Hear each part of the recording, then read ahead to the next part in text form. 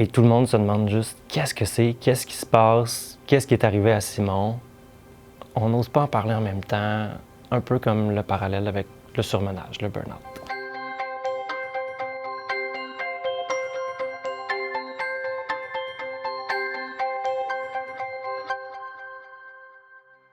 Postmortem, c'est un film interactif qui présente une entreprise qui s'appelle Postmortem, qui travaille dans un milieu extrêmement compétitif et qui a des endroits très agréables où travailler. On a l'impression de jouer en travaillant.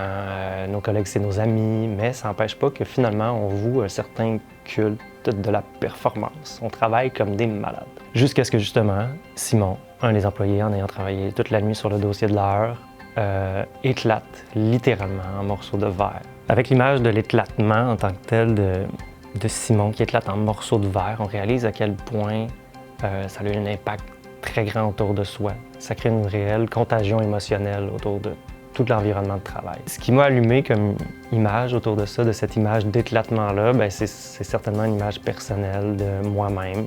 Je suis très carriériste dans la vie, j'ai des grandes ambitions professionnelles. Moi-même, j'ai peur de me rendre à l'éclatement. Tout le projet Postmortem, c'est une grande question. Où se trouve l'équilibre entre la vie personnelle et la vie professionnelle dans une société qui nous pousse tout le temps à plus performer puis à aller de plus en plus vite? Dans le film, chaque collègue vient avoir une relation avec les morceaux de verre. Avec la vitre, on vient imager ce qui est invisible finalement dans la vie réelle. Quand il y a un éclatement comme Simon, ça peut toucher nos collègues qui sont présents, qui sont à côté de nous, comme d'autres qui arrivent plus tard, qui sont dans la journée, qui vont être dans notre milieu de travail. C'est sûr que l'atmosphère de travail va être impactée. Mais au-delà de la bulle de travail, ça va encore plus loin. La famille de la personne va être impactée, ses amis aussi. Tout un milieu est concerné et tout autour est encore plus concerné, est aussi touché. C'est vraiment un effet un peu raz-de-marée. La contagion peut aussi être très positive.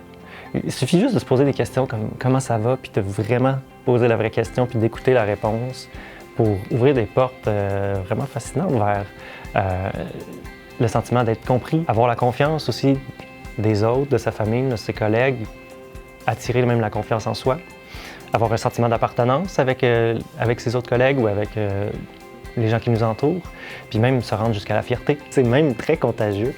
Donc, il ne faut pas avoir peur de les répandre autour de soi puis de se créer des mécanismes pour aller les chercher, ces sensations-là. En 2021, on est prêt pour une contagion positive.